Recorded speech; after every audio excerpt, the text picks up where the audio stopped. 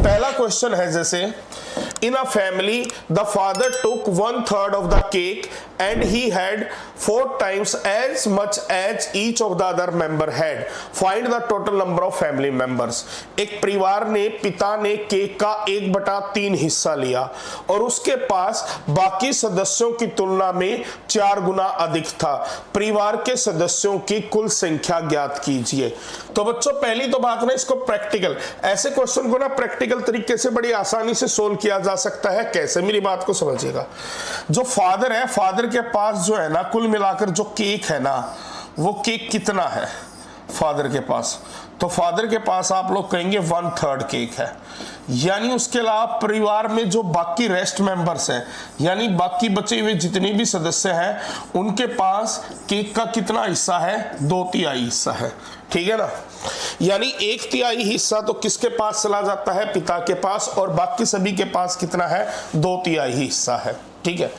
मैं मान लेता हूं बच्चों कि परिवार के अंदर कुल जो सदस्य हैं वो x है।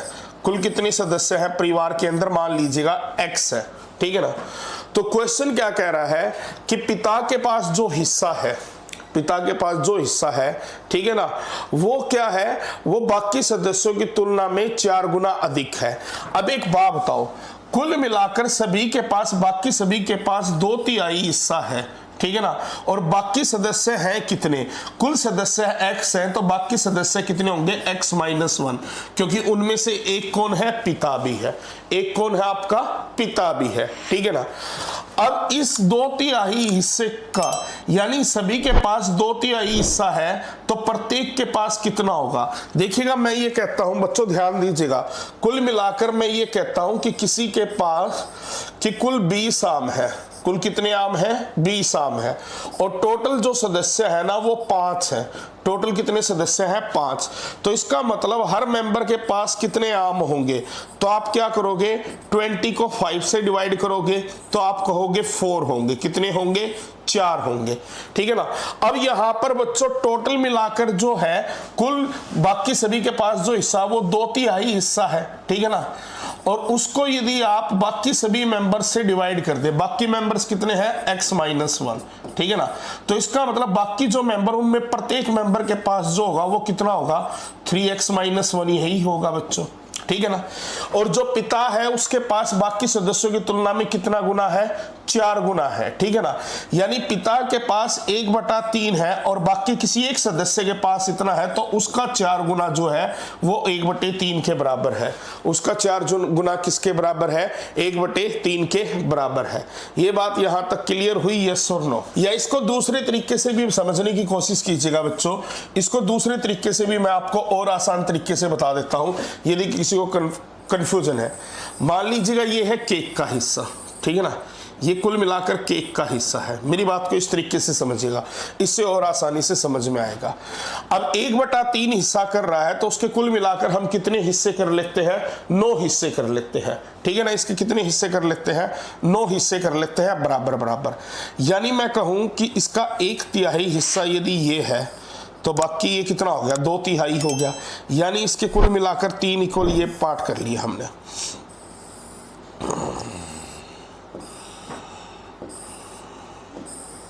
ये देखना कितने हिस्से? 1 2 3 4 5 6 7 8 9 है। ये कुल 9 बराबर हिस्से हैं। ठीक है ना। 9 कितने हैं? बराबर हिस्से हैं। इनमें से ये कह रहा है कि जो 1/3 हिस्सा है ना वो पिता के पास है। 1/3 हिस्सा किसके पास है? पिता के पास है। किसके पास है प्यारे बच्चों? पिता के पास है। तो यानी बाकी किसी के पास एक हिस्सा भी होगा। ठीक है ना। तो उसका उससे ये कितने गुना है? 4 गुना है। किसी एक के हिस्से से कितने गुना है? 4 गुना है। यानी पिता के पास जो हिस्सा है, ठीक है ना, वो बाकी प्रत्येक व्यक्ति के हिस्से के कितने गुना है? 4 गुना है। ठीक है। अब यहां पर इस बात को ना इस तरीके से समझिएगा कि कुल मिलाकर जो कुल मेंबर है, टोटल मेंबर हैं कितने?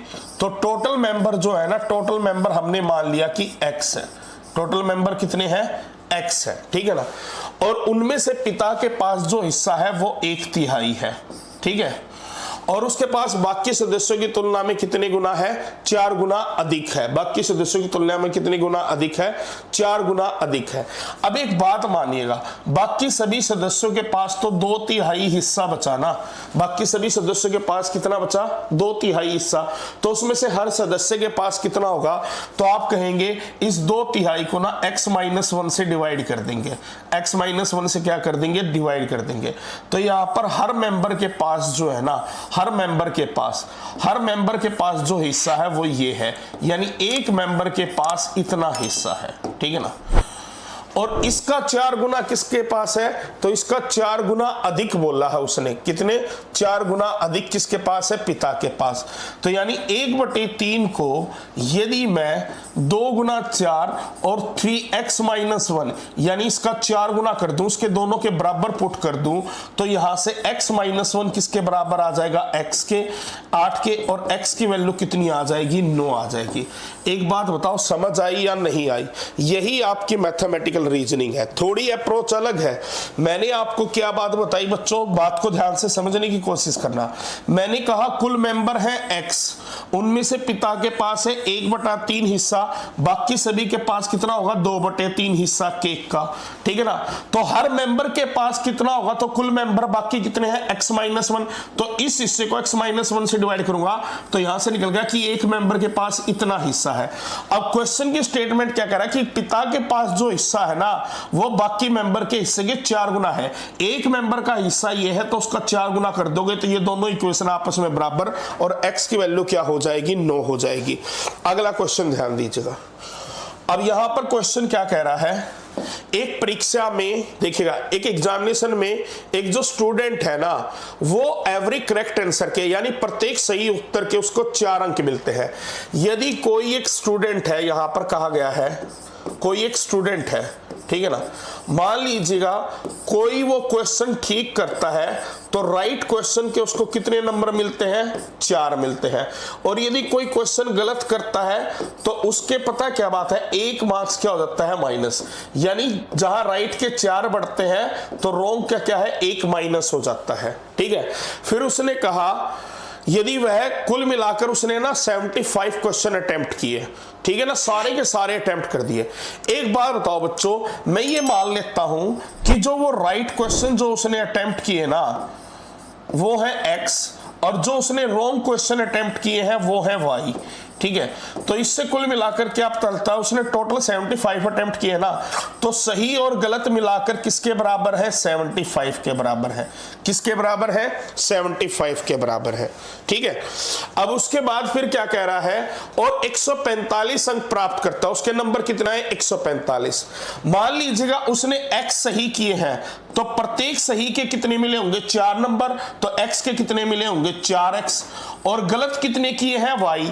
एक गलत का मिलता है 1, तो y के कितने मिलेंगे? y into 1। पर वो किस में आएगा? माइनस में, क्योंकि उसका तो नंबर कम होगा। और ये किसके बराबर है? ये बराबर है 145 के। तो ये हमारी 2 इक्वेशन होगी, दोनों को जोड़ दोगे तो आप यहां से कितना आएगा? 5x बराबर आएगा किसके? 220 के। तो यहां से जब आप देखेंगे तो x की वैल्यू कितनी आ जाएगी? 44। पूछा क्या है कि उसने करेक्टली कितने अटेम्प्ट किए, तो करेक्टली अटेम्प्ट करने वाले कितने हैं? x, और उसकी वैल्यू कितनी आ चुकी है? 44। कितनी आ चुकी है? 44। क्वेश्चन है, क्वेश्चन को थोड़ा सा ध्यान से देखना बच्चों। क्वेश्चन क्या है? एक क्रिकेट गेंदबाज से पूछा गया कि उसके बैग में कितनी गेंदें हैं। उसने जवाब दिया सभी लाल हैं लेकिन 12, सभी काली हैं लेकिन 12, और सभी सफेद हैं लेकिन 12। उसके बैग में कुल कितनी गेंदें हैं? बड़ा ही मजेदार क्वेश्चन है, बड़ा ही मजेदार क्वेश्चन है बच्चों ये। इस क्वेश्चन का आंसर ट्राई कर सकते हैं। उसने कहा a bowler was asked how many balls he had in the bag, he replied that there were all red but 12, all black but 12 and all white but 12।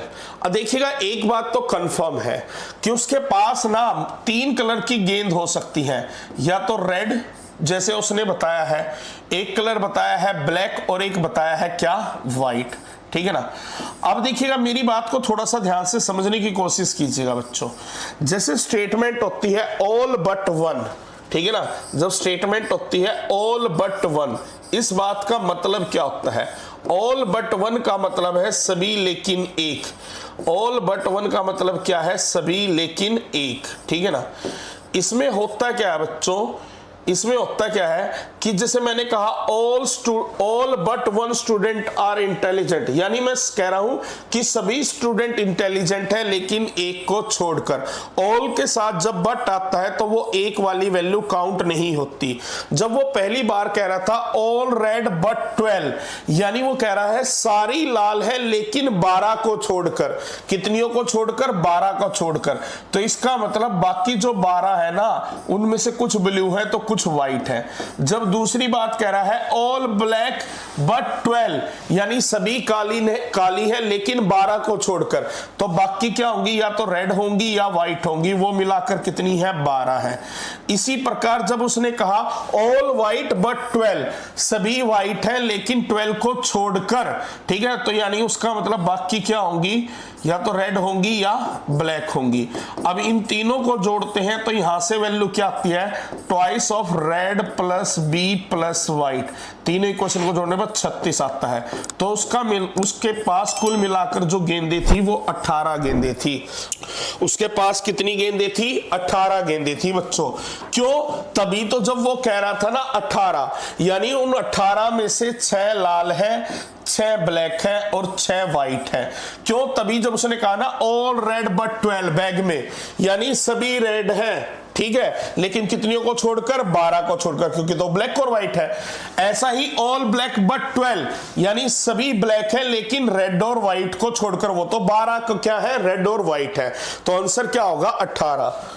चलेगा बच्चों, अगला क्वेश्चन। आज की क्लास में सारे मजेदार क्वेश्चन देखने को मिलेंगे। प्यारे बच्चों, वीडियो यदि आप सभी को पसंद आ रहा है तो साथ ही साथ अपने आने वाले एग्जाम की प्रैक्टिस को और मजबूत करने के लिए आप रीजनिंग के ये प्रैक्टिस सेट खरीद सकते हैं। ये स्पेशली एसएससी जीडी एग्जाम के लिए बनाए गए हैं और जो प्रैक्टिस सेट है ना वो चैप्टर वाइज है और प्रीवियस ईयर के 2019 से लेकर 2025 तक के जितने भी इंपॉर्टेंट क्वेश्चन है वो सभी क्वेश्चन इसके अंदर इंक्लूड किए हैं। और साथ ही साथ एसएससी के जो नए टाइप के क्वेश्चन है ना वो भी मैंने इसके अंदर क्या है डाल दी है। बुक जो है दोनों ही लैंग्वेज के अंदर अवेलेबल है। जिसको हिंदी में परचेज करनी है वो हिंदी में परचेज करे और जिसको इंग्लिश में परचेज करनी है वो इंग्लिश में परचेज करे।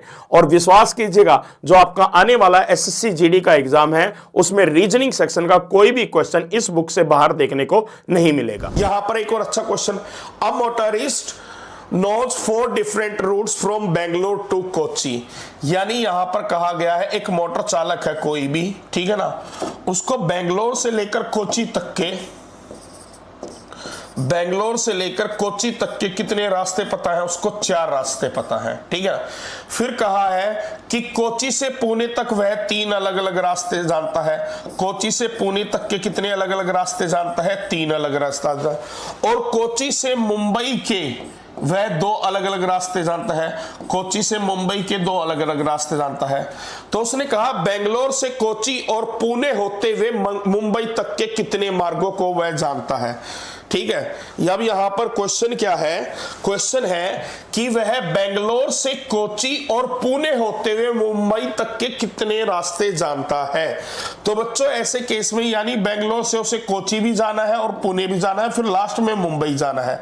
तो ऐसे केस में मेरी बात को समझिएगा, कई बच्चे ऐसे कहेंगे कि ये बेंगलोर है तो यानी उसके ना कुल मिलाकर 4 रास्ते हैं, कहां तक?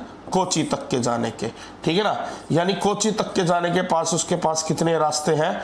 4 रास्ते हैं कोची तक जाने के, ठीक है ना। कोची तक जाने के कितने रास्ते हैं उसके पास? 4 रास्ते हैं, ठीक है। ऐसे ही कोची से फिर पुणे के पास जाने के भी कितने रास्ते हैं? 3 रास्ते हैं। फिर उसके अलावा कोची से मुंबई भी बोला है कि कोची से मुंबई के भी 2 रास्ते हैं। जब ऐसा क्वेश्चन आता है ना तो ऐसे क्वेश्चन में हरदम ना इन तीनों वैल्यूज को ना आपस में मल्टीप्लाई कर दो। 4 गुना 3 गुना 2 यानी कितने रास्ते हो गए? 24 रास्ते हो गए। कितने रास्ते हो गए?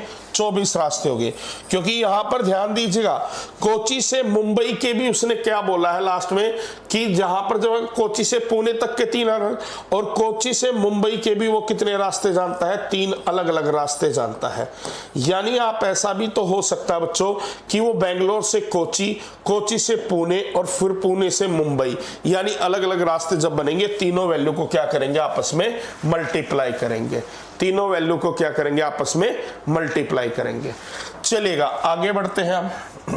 देखिएगा इसको समझाने का ना मैं एक ना बड़ा ही डिफरेंट तरीका लेता हूं। कैसा? मैं कहता हूं बच्चों कि ABCD 4 व्यक्ति हैं और चारों व्यक्ति क्या है आपस में एक दूसरे के साथ पार्टी के लिए कहीं एक होटल में मिले, ठीक है ना। होटल में जब मिले तो चारों ने आपस में एक दूसरे के साथ क्या है एक बार हाथ जरूर मिलाया। मैंने कहा बच्चों A ने हाथ मिलाया B के साथ, A ने हाथ मिलाया C के साथ और A ने हाथ मिलाया किसके साथ? D के साथ। अब बारी किसकी है? B की। तो B A के साथ तो हाथ मिला चुका है, अब उसने हाथ मिलाया C के साथ और मिलाया D के साथ। अब बारी आ चुकी है C की। C A के साथ हाथ मिला चुका है, B के साथ हाथ मिला चुका है, तो अब उसने हाथ मिलाया D के साथ। अब बारी आई D की, तो D A के साथ भी मिला चुका है, D B के साथ भी और D C के साथ भी। यानी कुल मिलाकर उन्होंने कुल कितनी बार हाथ मिलाया है? 6 बार हाथ मिलाया है। मेंबर वो कितने थे? 4 मेंबर थे। कितने मेंबर थे? 4। तो ऐसे केस में बच्चों ये वाली ट्रिक आप यूज करेंगे n इंटू n माइनस 1/2। ये वाला आप मेथड यूज करेंगे जहां से आपका आंसर क्या है चंद सेकंड के अंदर आ जाएगा। जैसे ये वाला क्वेश्चन है, इस क्वेश्चन में कुल कहा गया है कि टोटल पर्सन कितने हैं? 15। हर किसी ने हर दूसरे के साथ एक बार हाथ जरूर मिलाया है, तो कुल कितनी बार हैंडशेक हुआ है? 15 गुना में 15 में से 1 कम किया तो 14/2। तो यानी क्वेश्चन का जो राइट आंसर है बच्चों वो 105 आ गया। क्वेश्चन का राइट आंसर कितना आ गया? 105। अब चलिएगा बच्चों नेक्स्ट, अगला क्वेश्चन देखिएगा। अगला क्वेश्चन है, ये भी बड़ा मजेदार क्वेश्चन है बच्चों। देखिएगा मैथ का जब रीजनिंग के साथ मिलता है ना सिस्टम, तो कितना मजेदार क्वेश्चन आता है। A printer numbers the pages of a book starting with 1 and uses 3389 digits in all. How many pages does the book have? एक प्रिंटर एक किताब के पन्नों पर 1 से शुरू करके 3389 अंक अंकित करता है। किताब में कितने पन्ने हैं?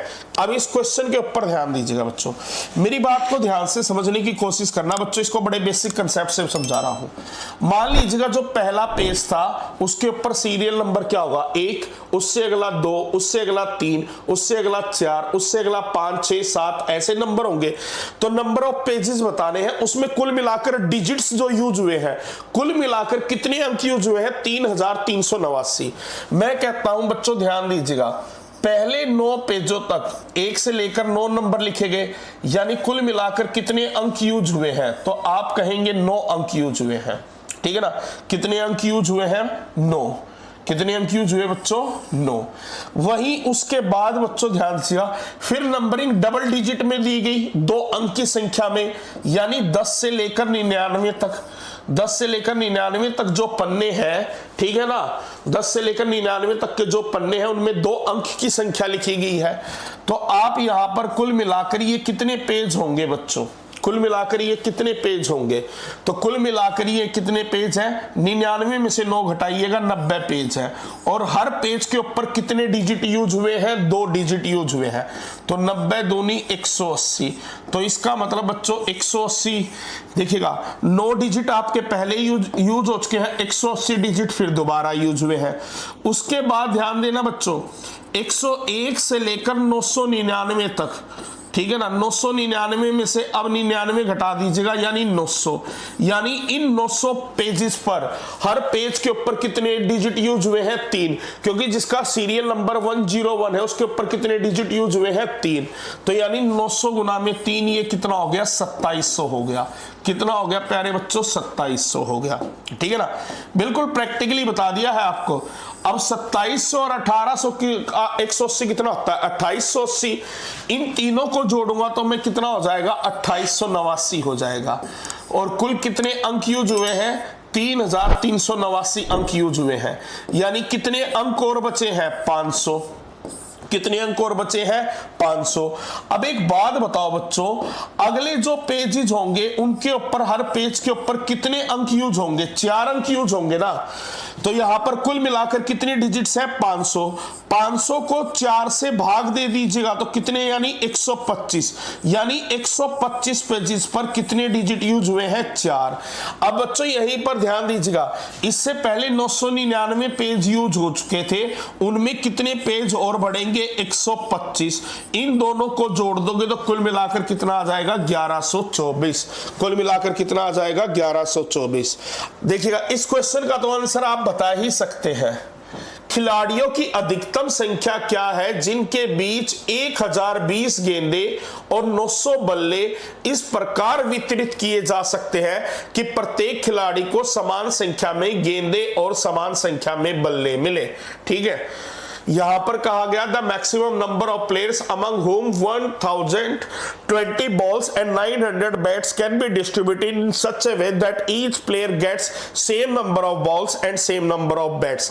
तो ऐसे केस में आप हरदम पता क्या करोगे बच्चों, इन दोनों वैल्यूज का ना क्या निकाल लो, HCF निकाल लो। क्या निकाल लो आप, HCF निकाल लो दोनों वैल्यूज का। सबसे आसान तरीका है बच्चों, दोनों वैल्यूज का क्या निकाल लो, HCF निकाल लो। 10 से डिवाइड हो रहा है बच्चों, ठीक है हो रहा है सर। उसके बाद 3 से भी तो डिवाइड हो रहा है बच्चों, ठीक है ना, 3 3 9 3 चौके 12, ठीक है 30। उसके बाद 2 से भी डिवाइड हो रहा है तो आप कहेंगे हाँ बिल्कुल हो रहा है। तो इसका मतलब जो HCF है वो कितना आ गया, इन तीनों को मल्टीप्लाई कर दो तो कितना आ गया 60 आ गया। हमें किस ऑप्शन में दिया गया है, ऑप्शन डी में। तो क्वेश्चन का राइट आंसर क्या होगा, ऑप्शन डी। ठीक है, तो ऐसे केस में हरदम क्या करोगे, दोनों वैल्यूज जो दी गई है उनका सीधा सीधा क्या निकाल लो, HCF निकाल लो बच्चों। चलिएगा अगला क्वेश्चन। अगला क्वेश्चन है, अब इस क्वेश्चन को भी ध्यान से समझना। A tailor had a number of shirt pieces to cut from a roll of fabric. He cuts each roll of equal length into 12 pieces. He cuts at the rate of 44 cuts a minute. How many rolls would be cut in 15 minutes. एक दर्जी को कपड़े के एक role से shirt के कई टुकड़े काटने थे। वह बराबर लंबाई के प्रत्येक रोल को 12 टुकड़ों में काटता है। वह 1 मिनट में 44 कट की दर से काटता है। 15 मिनट में कितने रोल काटे जाएंगे। पहली तो बात बच्चों, मेरी एक बात को ध्यान से समझने की कोशिश कीजिएगा। जब उसने कहा है कि वो ना एक रोल को 12 टुकड़ों में काटता है, जब किसी रोल को वो 12 टुकड़ों में काटेगा तो उस रोल को काटने के लिए वो कितनी बार कट लगाएगा, तो वो कट लगाएगा 11 बार। अब आप कहोगे सर 12 टुकड़े 11 कट में कैसे होंगे। देखिएगा 10 कट में 10 टुकड़े हो गए। जब 11वां टुकड़ा उसने किया कटे हुए रोल का, तो एक टुकड़ा तो अपने आप ही लास्ट में बच जाएगा ना, एक टुकड़ा तो अपने आप ही लास्ट में बच जाएगा। तो यानी 12 टुकड़े करने के लिए कट कितने मारने होंगे, 11 कट मारने होंगे। और वो 1 मिनट में कितने कट मारता है, 1 मिनट में वो 44 कट मारता है। ठीक है, तो 11 कट में तो इसका मतलब वो एक रोल काटता है, ठीक है ना। तो यानी इसका मतलब क्या हो गया बच्चों, तो 44 कट में वो कितने रोल काटेगा, 4 रोल काटेगा। ठीक है, तो कुल मिलाकर उसकी स्पीड क्या है कि वह 1 मिनट में कितने रोल काट लेता है, 4 रोल काट लेता है। तो उसके पास समय कितना है, 15 मिनट। तो 15 मिनट में वो कितने काट लेगा, 15 गुना में 4, 60 रोल काट लेगा। कितने रोल काट लेगा, 60। देखिएगा अब अगला क्वेश्चन है, बड़ा ही बेहतरीन क्वेश्चन है ये, सिर और पैर वाला बच्चों। मोहित के पास कुछ बत्तखें और कुछ गायें हैं। यदि सभी जानवरों के सिर 62 है और पैर है 168, तो देखिएगा यहां पर पहले तो उसने कहा है कुछ तो है डक्स, ठीक है ना। एक डक के कितने पैर होते हैं, 2 होते हैं। और जो आपकी काऊ होती है यानी गाय होती है, उसके कितने पैर होते हैं, 4 पैर होते हैं। कुल मिलाकर यहां पर कहा गया है कि जो टोटल सिर है यानी हेड्स को काउंट करेंगे तो वो कितना है, 62। और यदि लेग्स यानी पैरों को काउंट करेंगे तो वो मिलाकर कितने हैं, 168 है। तो क्वेश्चन ने पूछा है मोहित के पास कितनी बत्तखें हैं। अब यहां पर ध्यान से देखना बच्चों, मैं मान लेता हूं कि सारी की सारी मैंने क्या मान ली, गाय मान ली। अब कुल मिलाकर सिर 62 है और यदि सारी गाय हैं तो हर गाय के कितने पैर होते हैं? 4। तो 62 गाय के पैर कितने होंगे? तो आप कहेंगे 248 होंगे, पर यहां तो पैर कितने दिए गए हैं? 168 दिए गए हैं। तो हमने कहीं ना कहीं कितने पैर एक्स्ट्रा काउंट कर लिए हैं? हमने 80 पैर काउंट एक्स्ट्रा कर लिए हैं।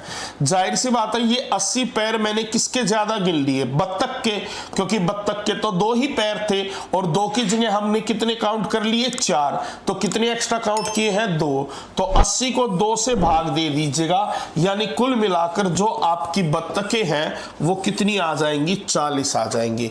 कितनी आ जाएंगी? 40। ये मैंने शायद आपको किसी मॉक टेस्ट में भी बताया था बच्चों। चलिएगा अगला क्वेश्चन। आप 1 से 100 तक सभी संख्याएं लिखते हैं तो 5 को कितनी बार लिखेंगे? देखिएगा प्रैक्टिकल है। पहले तो आपका आया कितना? 5 आया, ठीक है ना बच्चों। इसका वैसे भी बताऊंगा दूसरा तरीका। 5 के बाद फिर क्या आएगा आपका? 15 आया। 15 के बाद क्या आएगा? 25 आया। 25 के बाद 35 आया। 35 के बाद क्या आया? 45 आया। 45 के बाद क्या आया बच्चों?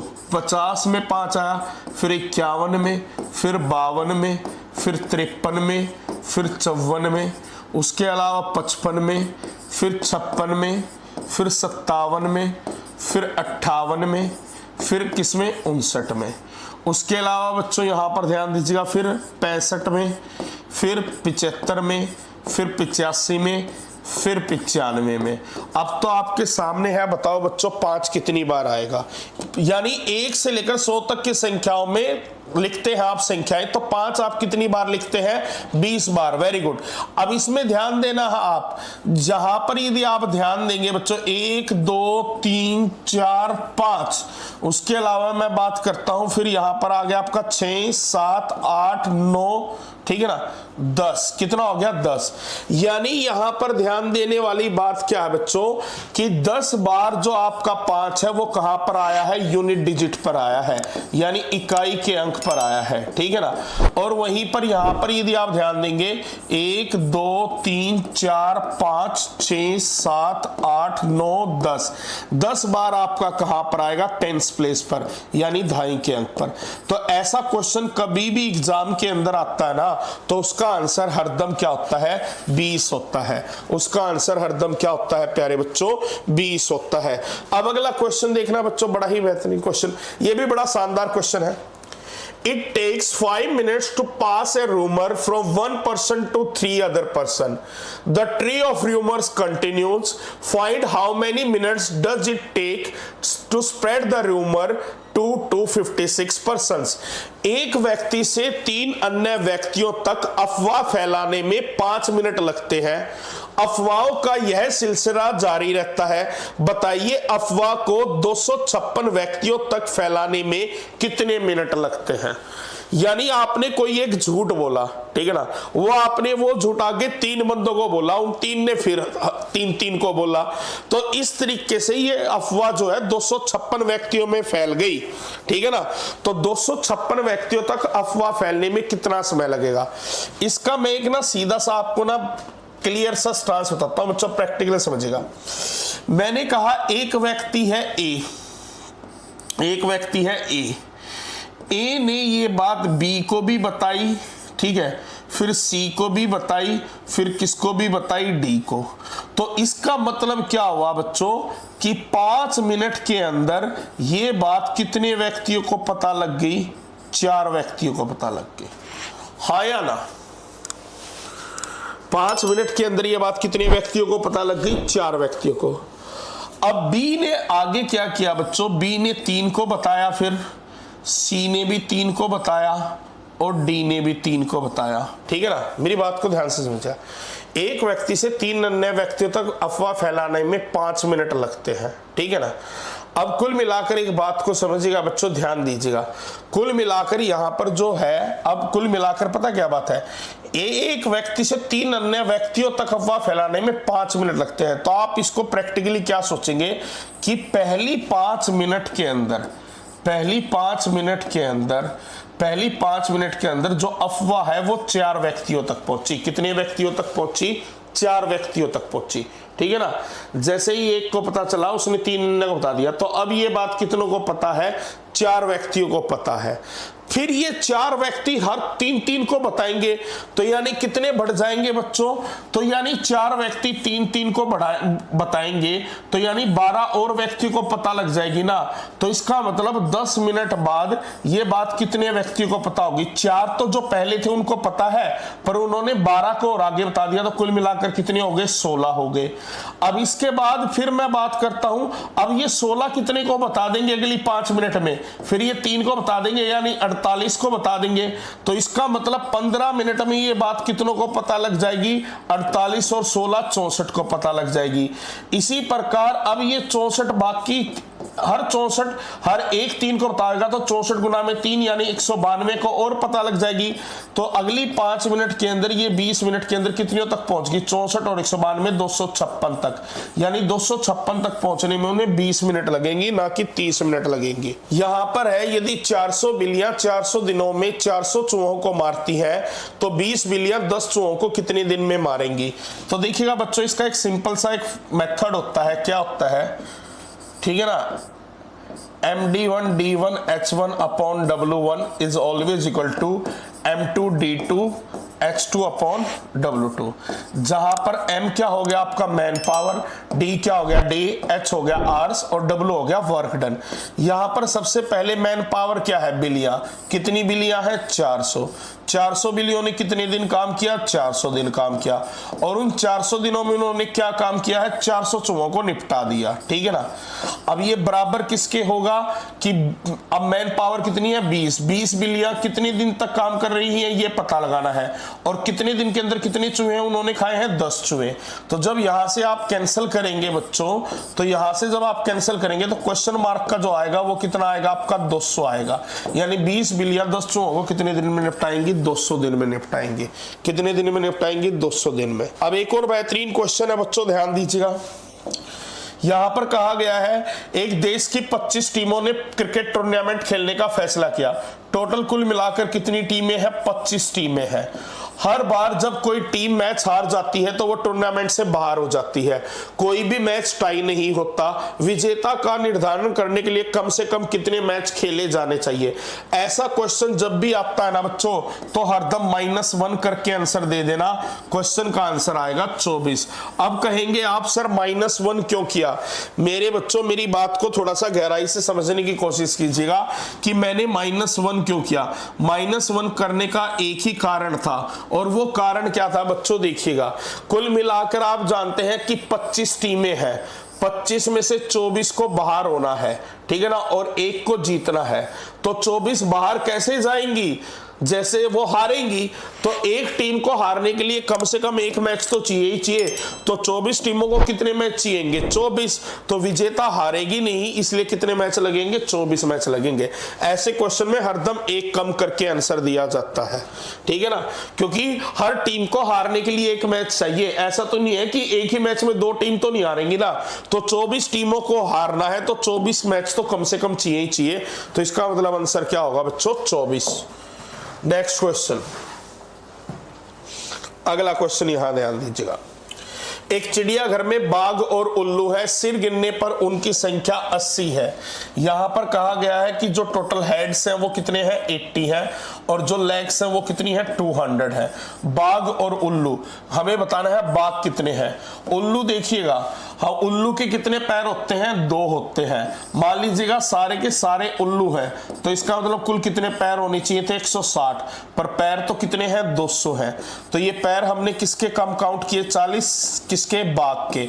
एक बाघ के उल्लू के मुकाबले कितने पैर ज्यादा होते हैं, 2। तो इसका सीधा सीधा आंसर क्या आ गया, 20। ऐसा क्वेश्चन तो मैं पहले भी आपको करवा चुका हूं, तो इस क्वेश्चन के ऊपर ज्यादा टाइम वेस्ट नहीं करते हैं हम। अगला क्वेश्चन, यहां पर ध्यान दीजिएगा बच्चों, इस क्वेश्चन को भी समझिएगा। A farmer built a fence around a square plot, he used 37 fence poles on each side of the square, how many poles did he need all together. एक किसान ने एक चकोर भूखंड के चारों ओर बाड़ लगाई, ठीक है ना, और वहां पर उसने क्या किया है बच्चों, हर उसके ऊपर ना, यानी हर साइड के ऊपर कितने पोल यूज किए हैं, 37 पोल यूज किए हैं। कितने पोल यूज किए हैं, 37। तो आपको बताना है कि कुल मिलाकर उसने कितने पोल यूज किए। अब कई बच्चे जल्दबाजी के अंदर ऐसे क्वेश्चन के अंदर क्या मिस्टेक कर देते हैं कि वो 37 को ना 4 से मल्टीप्लाई कर देते हैं। 37 को किससे मल्टीप्लाई कर देते हैं? 4 से। जब आप 37 को 4 से मल्टीप्लाई करेंगे प्यारे बच्चों, 37 को किससे मल्टीप्लाई करेंगे? 4 से मल्टीप्लाई करेंगे, तो यानी आपका सीधा सीधा आंसर जो है ना वो कितना आ जाएगा? 148 आ जाएगा। कितना आ जाएगा? 148। तो वो तो ऑप्शन में नहीं है। वैसे भी आपने बच्चों एक बात याद रखना है, वो क्या कि देखिएगा उसने ना हर कॉर्नर के ऊपर तो एक पोल लगाया ही है ना, तो ये वाला पोल जो है ना, ये 4 जो है ना 2 जगह काउंट हो गए। कितनी जगह काउंट हो गए? 2 जगह। कैसे काउंट हो गए बच्चों? यानी यहां तो 37 है, बात ठीक है, यहां भी 37 लगे हैं, बात ठीक है, पर यहां पर आप 37 नहीं कहेंगे, इन दोनों को इंक्लूड करने के बाद 37 है, पर इन दोनों को हटाकर तो कितने होंगे बच्चों? 35 होंगे दोनों तरफ। यानी 4 को हम कम कर देंगे 148 में से। 148 में से 4 कम करेंगे तो क्वेश्चन का आंसर क्या आएगा? 144 आएगा। क्वेश्चन का आंसर 144 आएगा। 16वां क्वेश्चन ध्यान से देखना बच्चों। 16वां क्वेश्चन क्या है? एक आदमी के पास 29 कुत्ते हैं सभी, लेकिन 18 मर गए, उसके पास कितने कुत्ते बचे? A man has 29 dogs, all but 18 died, how many was he left with? जल्दी से इस क्वेश्चन का आंसर कमेंट करें प्यारे बच्चों। नेक्स्ट है, अब बंदर वाला क्वेश्चन देखना बच्चों। क्वेश्चन है, एक बंदर 31 मीटर ऊंचे खंबे पर चढ़ता है, पहले मिनट में वो 2 मीटर ऊपर चढ़ता है, यानी 1 मिनट के अंदर वो कितने मीटर ऊपर चढ़ जाता है? 2 मीटर ऊपर चढ़ जाता है। फिर कहा है अगले मिनट में 1 मीटर नीचे फिसल जाता है, तो अगले मिनट के अंदर कितने मीटर नीचे फिसल जाता है? 1 मीटर नीचे फिसल जाता है, ठीक है ना। तो यहां से हमें कुल मिलाकर क्या पता चलता है कि बंदर जो है ना वो 2 मिनट के अंदर 1 ही मीटर ऊपर चढ़ पा रहा है, ठीक है ना। तो उसने कहा 31 मीटर ऊंचे पोल पर चढ़ने में उसे कितना समय लगेगा?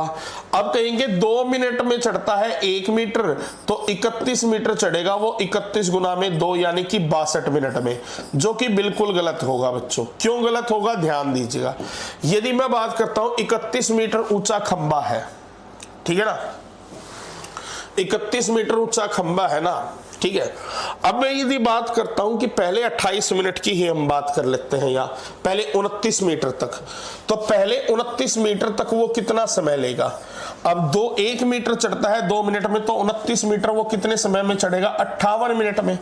उसके बाद जो बचा हुआ आपका 2 मीटर का डिस्टेंस है, उसने तो 1 ही मिनट में कवर कर लेना है ना, उसने तो वो 1 ही मिनट में कवर कर लेना है। उसके बाद नीचे आ रहा है, इस बात को कोई नहीं पूछता, तो इसलिए बच्चों क्वेश्चन का जो आंसर बन जाएगा वो कितना बन जाएगा? 59 मिनट। नेक्स्ट, एक और ऐसा ही क्वेश्चन बच्चों ध्यान दीजिएगा।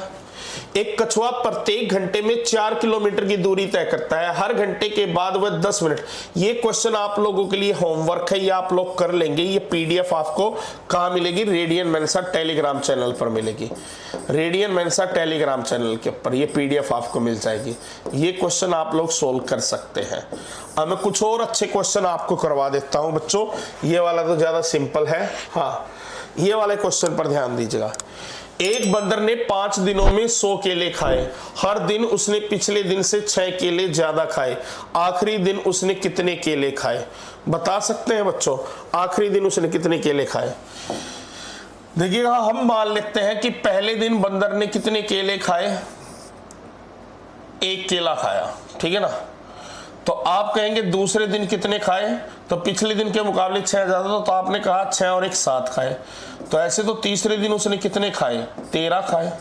तो चौथे दिन उसने कितने खाए? तो आप कहेंगे 19 खाए। तो इस हिसाब से तो 5वें दिन उसने 25 ही केले खाए ना। तो 44 और 13 57 और 8 65, तो टोटल तो यहाँ 65 ही आया। टोटल तो 65 आया, पर केले कितने खाए हैं? उसने 100 केले खाए हैं। अब बच्चों आप इसको ऑप्शन के अकॉर्डिंग भी कर सकते हैं। कैसे कर सकते हैं?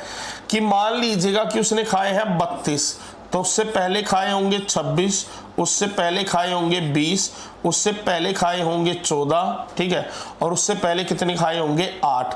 5 ही दिन हुए ना। अब इन सभी का यदि आप टोटल करोगे तो कितना आएगा? 22, 42, 100 आ जाएगा। तो इसका मतलब उसने आखिरी दिन कितने केले खाए हैं? 32 केले खाए हैं। इसको आप ऑप्शन से भी सोल्व कर सकते थे, बाकी कुछ करने की जरूरत नहीं थी। अगला, जब एक समूह के प्रत्येक सदस्य को 6 सेब दिए गए हैं, ठीक है ना, मान लीजिएगा किसी ग्रुप के अंदर कुल मेंबर कितने हैं, x है, ठीक है ना। उसने कहा यदि सभी प्रत्येक सदस्य को 6 सेब दिए जाते हैं तो एक सेब बच जाता है, और जब प्रत्येक को 7 दिए जाते हैं तो कोई ना कोई एक व्यक्ति बच जाता है।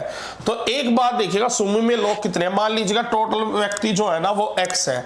यदि मैं हर किसी को एक को 6 सेब देता हूं तो टोटल सेब कितने होंगे, 6x, पर एक आपका बच भी जाता है पहली कंडीशन में। एक कंडीशन तो ये है।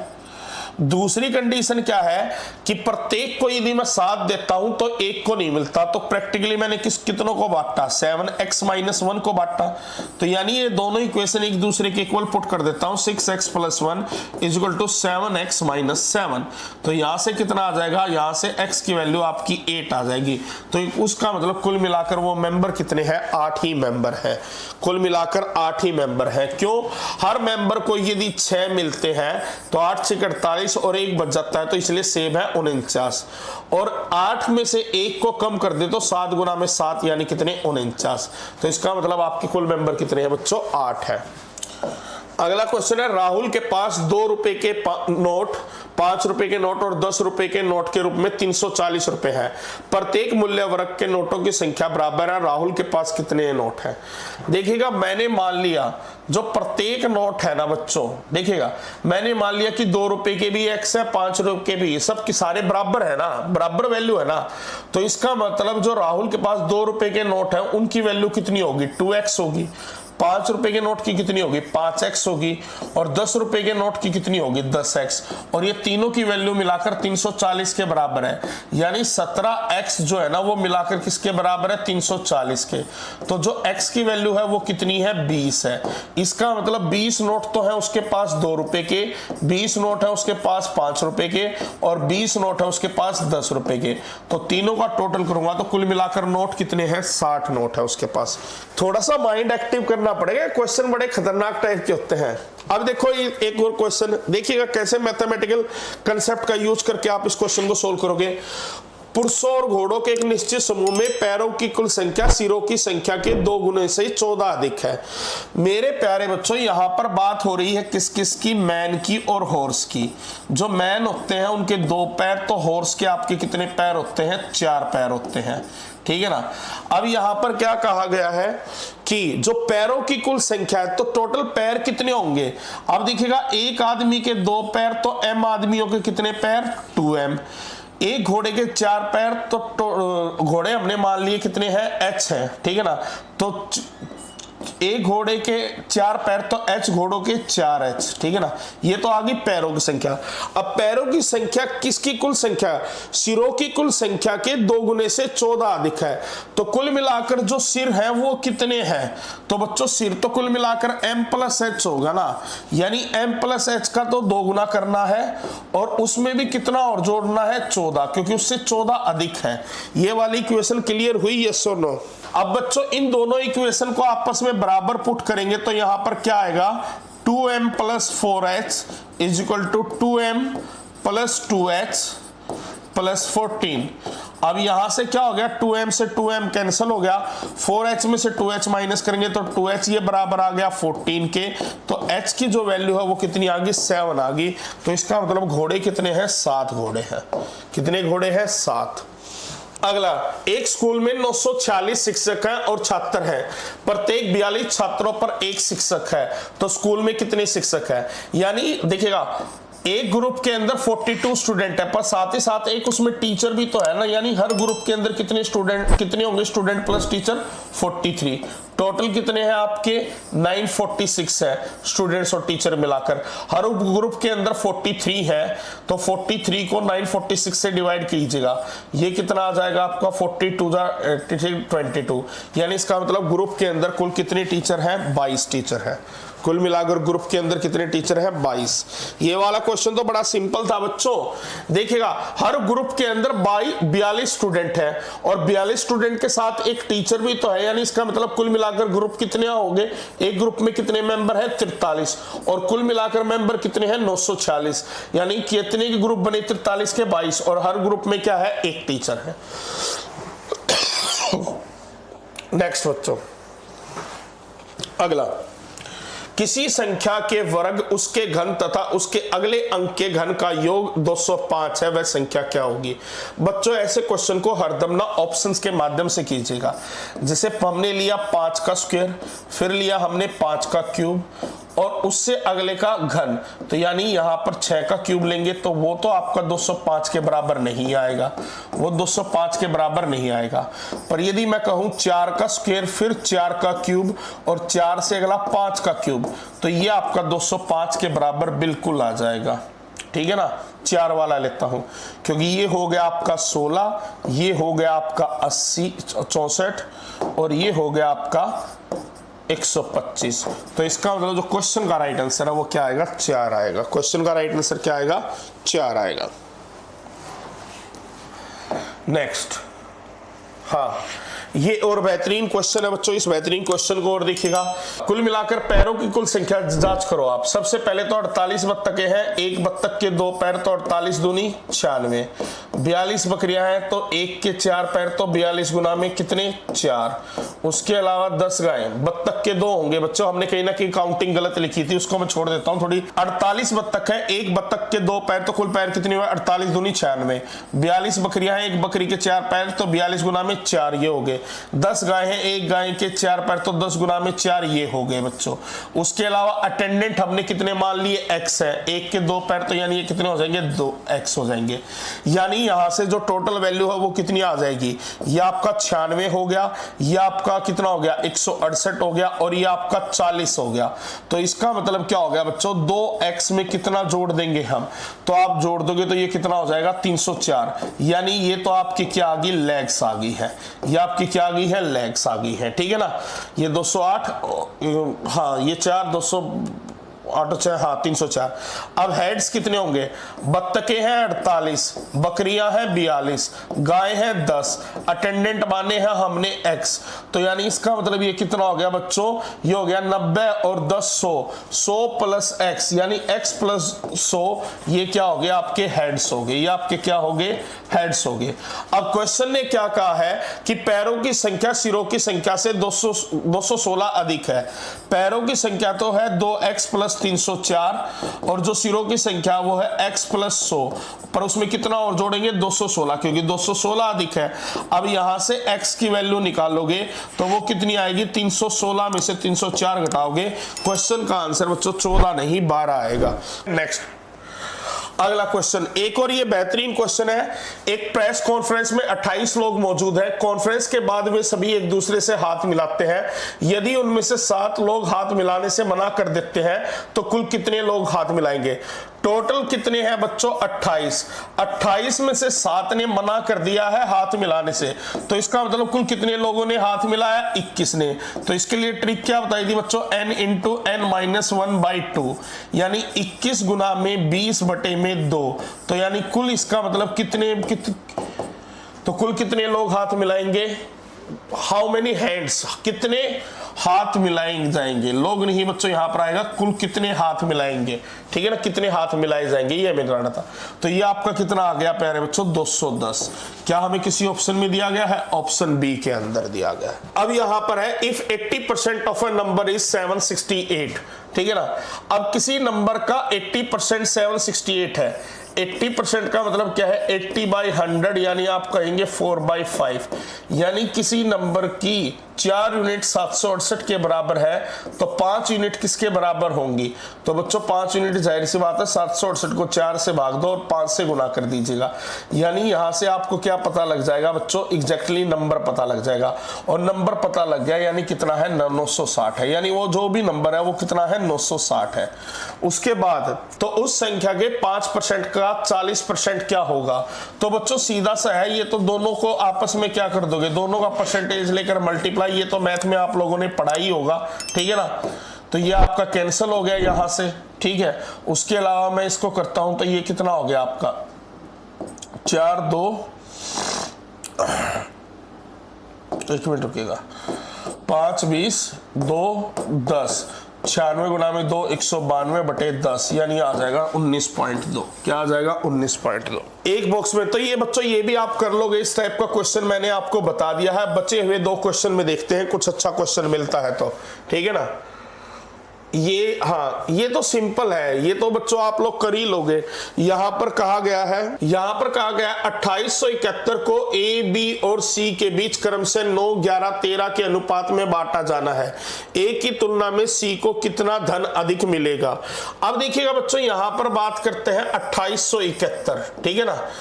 अब ये किस रेशो में डिवाइड किया गया है 9 11 13 में, ठीक है ना।